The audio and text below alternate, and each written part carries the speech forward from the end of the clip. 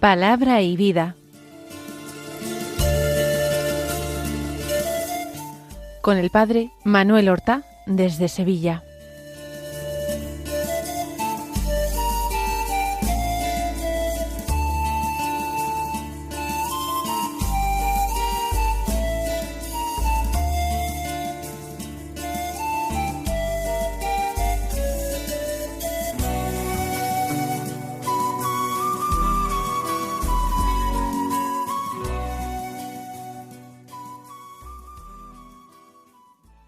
En el nombre del Padre, y del Hijo, y del Espíritu Santo. Amén. Alabados sean Jesús y María. Muy buenos días. Mis queridos hermanos, comenzamos en este momento una nueva emisión del programa Palabra y Vida en las ondas de la Radio de la Virgen, de Radio María. Estamos en Cuaresma. Estamos en la primera semana de Cuaresma y es viernes, el día más penitencial de la semana, un viernes 23 de febrero. Este día la Iglesia celebra la memoria de un santo antiguo. Es un padre de la Iglesia, uno de estos santos cuya doctrina y vida en los primeros siglos de la historia de la Iglesia fueron ejemplares. La Iglesia les es tributaria y por eso les concede ese título, padres de la Iglesia, santos padres de la Iglesia. Y la época en que vivieron se llama la época patrística.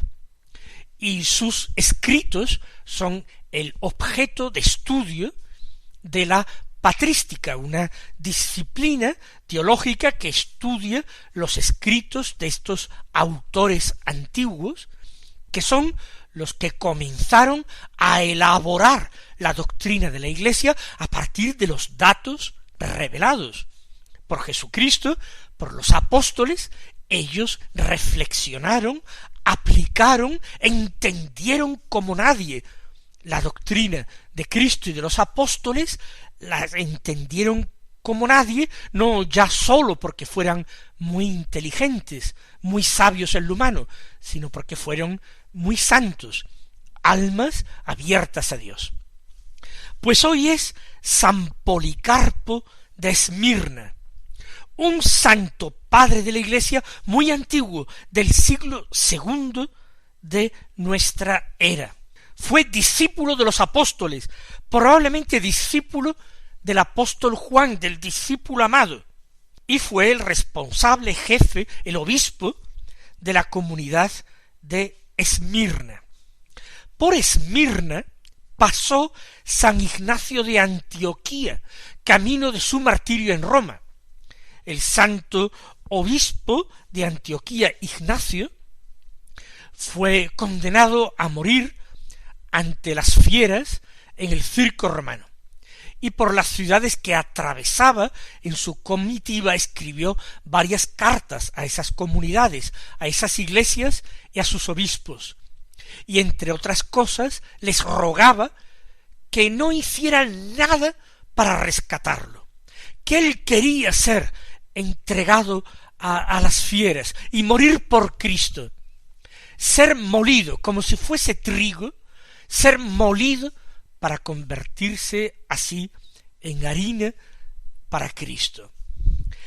Pues bien, una de las ciudades, de las iglesias por las que pasó prisionero Ignacio de Antioquía y a quien escribió una epístola bellísima, fue la iglesia de Esmirna, donde estaba Policarpo de obispo. Este Policarpo viajó en una ocasión desde el Asia Menor hasta Roma para entrevistarse con el obispo de Roma, el Papa Aniceto. Ya dijimos ayer, con motivo de la fiesta de la cátedra de San Pedro, que desde la antigüedad, desde la época apostólica, el obispo de Roma fue considerado un referente, y todas las cuestiones importantes de doctrina, de liturgia, de moral, en que hubiera alguna discusión entre otros obispos, o del obispo con los fieles o con sus presbíteros, se sometía como árbitro al obispo de Roma. Y él fue a tratar con el Papa Aniceto de la cuestión de la fiesta de la Pascua. ¿Cuándo debería celebrarse esa fiesta de la Pascua?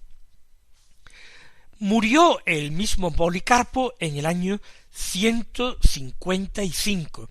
Murió en Esmirna, en la ciudad de donde era obispo. Se conserva un relato de su martirio, escrito por testigos presenciales, y fue quemado en la hoguera en el estadio de la ciudad de Esmirna.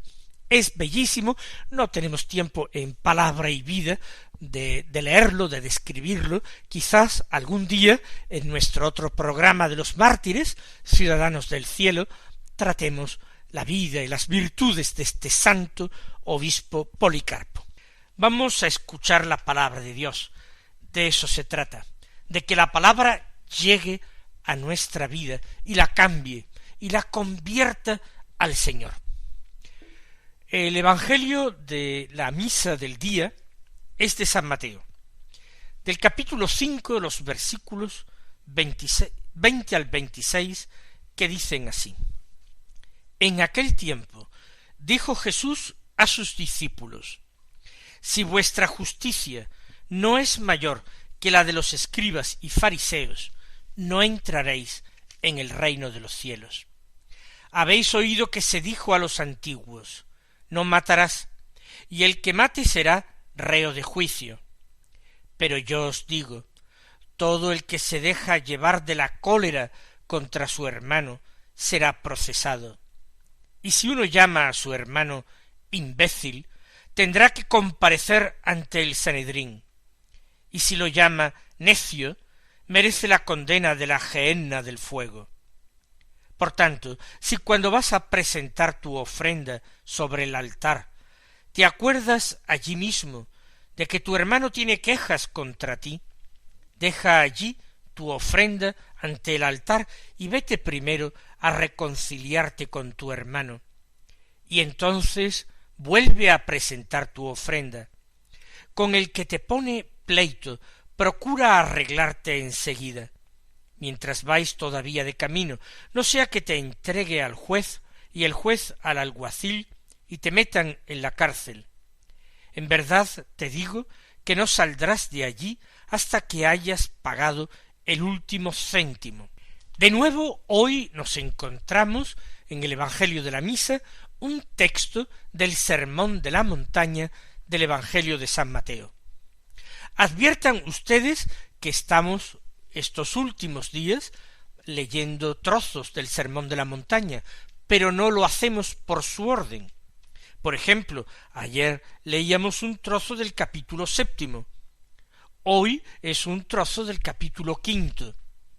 En estos tiempos litúrgicos fuertes, como es la Cuaresma, no se hace una lectura continuada de un evangelio, capítulo a capítulo, sino que se seleccionan distintos textos que se procura que estén en relación con la primera lectura del Antiguo Testamento.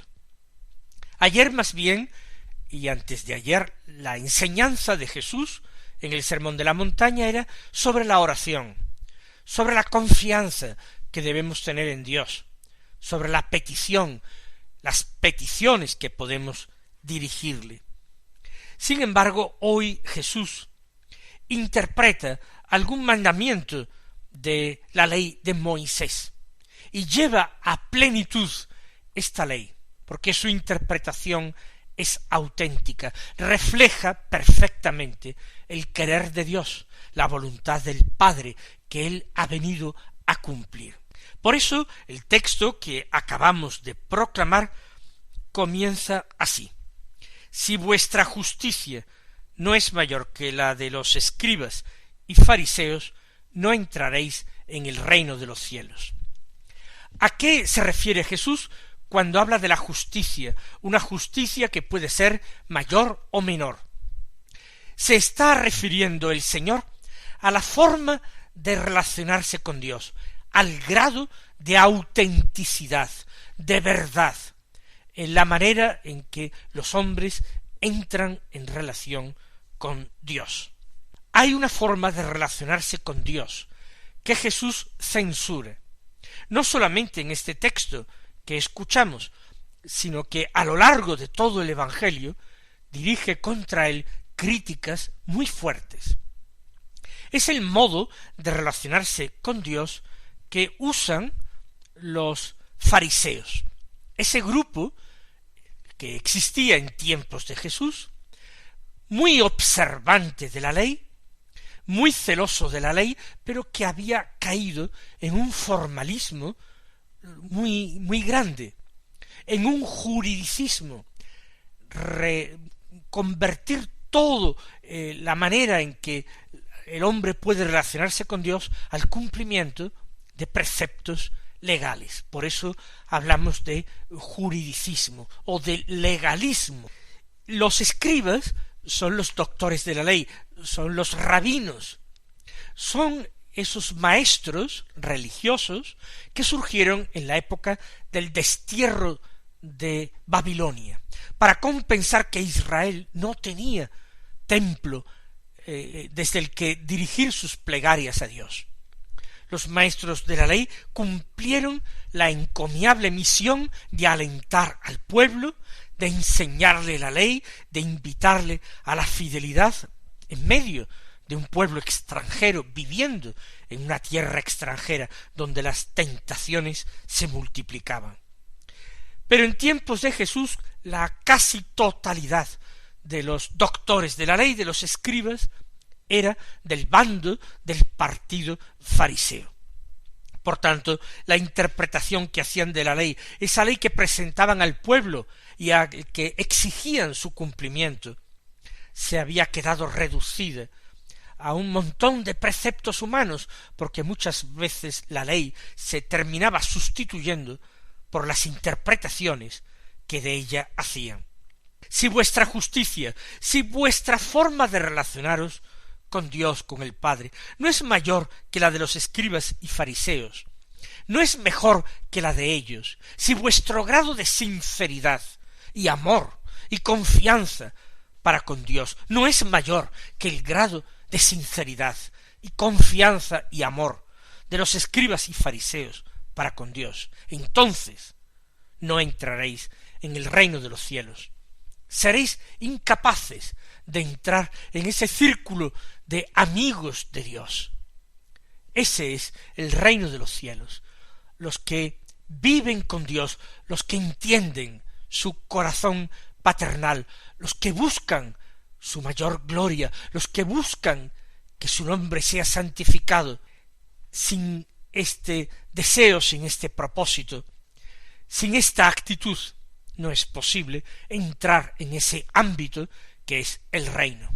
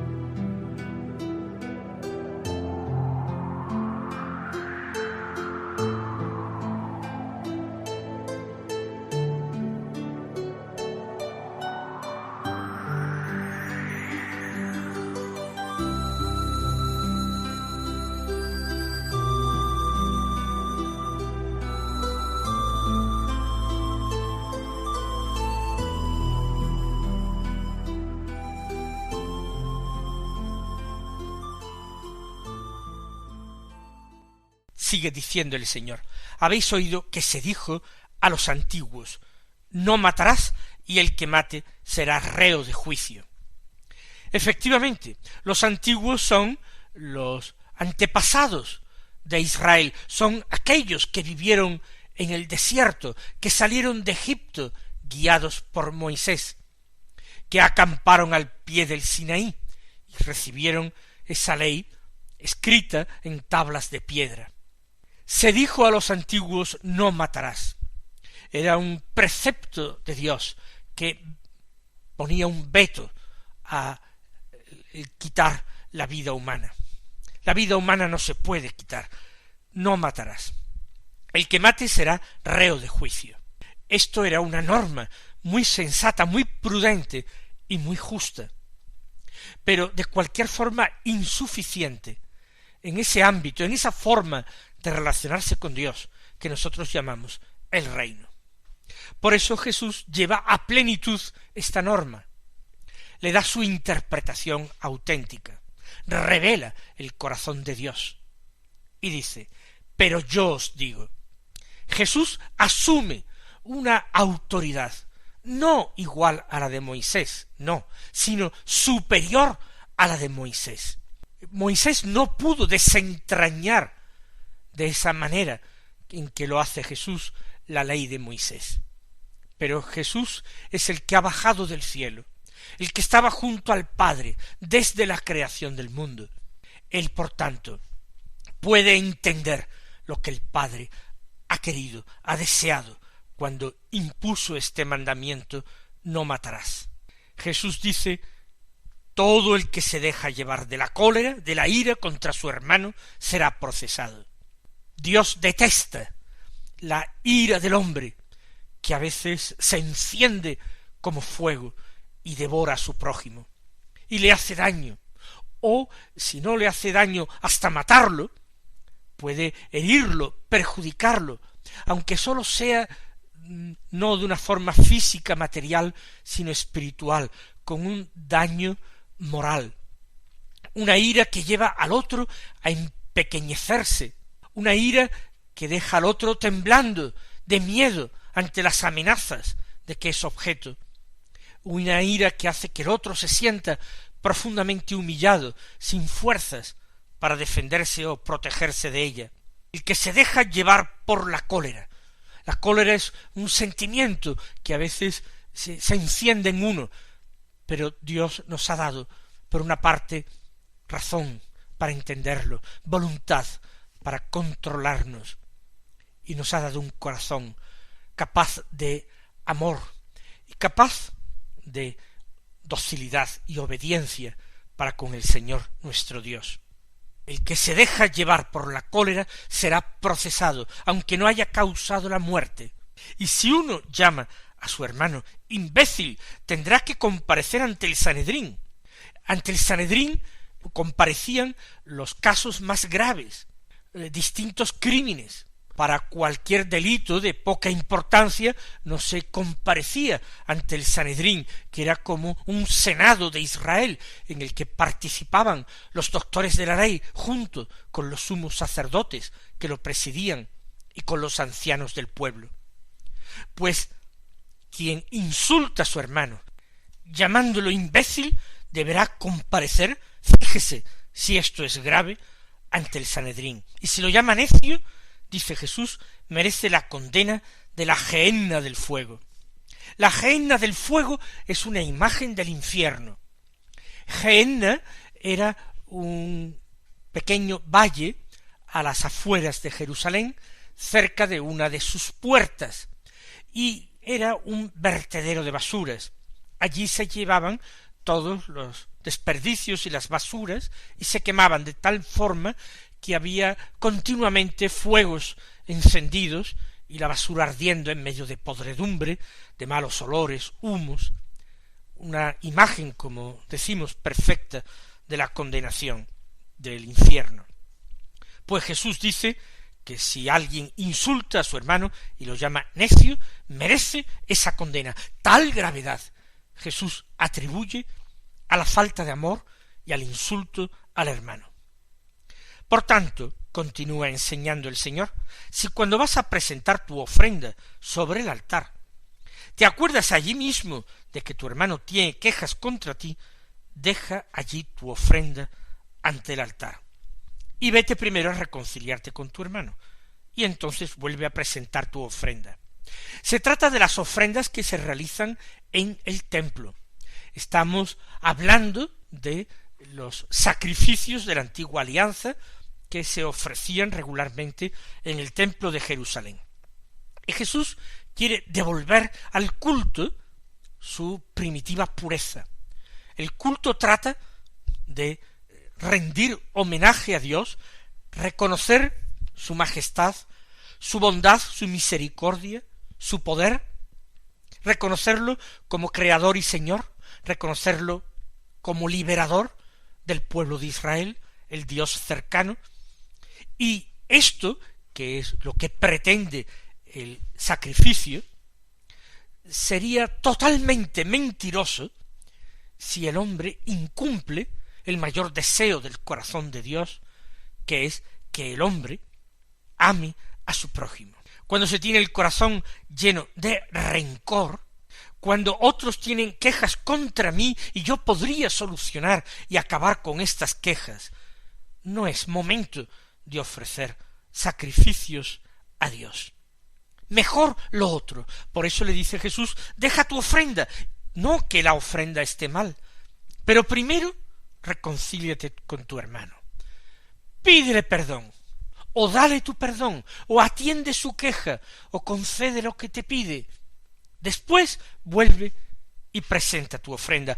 Entonces tu ofrenda será agradable a Dios. Entonces sí, tu ofrenda será expresión de tu homenaje, de amor, de respeto y de obediencia a tu Dios. Sigue enseñando el Señor.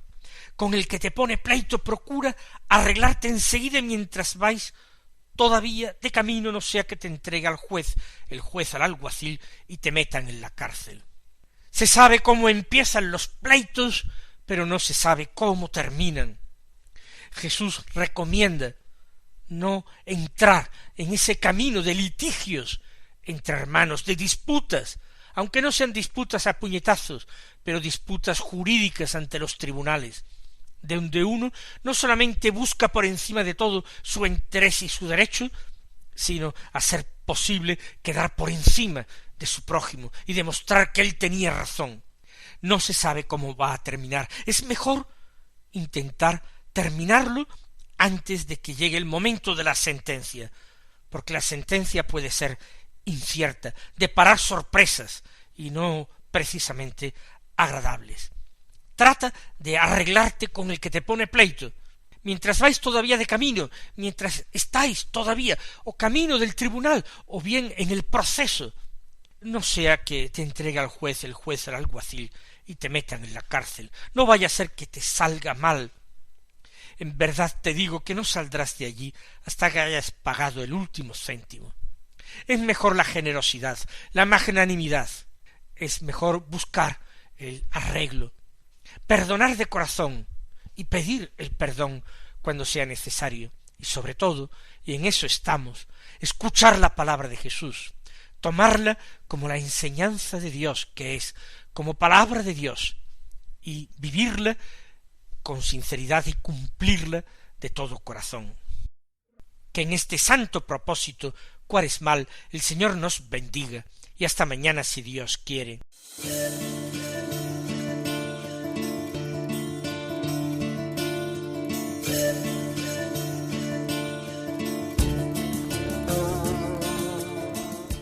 Han escuchado en Radio María Palabra y Vida, un programa que dirige el Padre Manuel Horta.